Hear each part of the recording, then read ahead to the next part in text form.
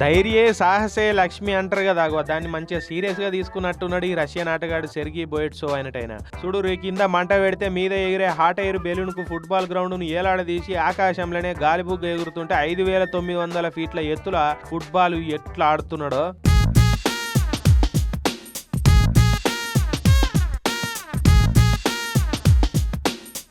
అక్కడెట్లా football ఆడాలనిపిస్తున్నది bro అనాలనిపిస్తున్నది కదా. దీనికే ఇట్లా షాక్ అయితే ఎట్లా, ఈయన సాహసాలు ఇంకా మీరేం చూడలే. ఇదే ఎగిరే గాలి బుగ్గ మీద బాక్సింగ్ కోర్టు కట్టి బాక్సింగ్ కూడా ఆడింది ఇట్లా.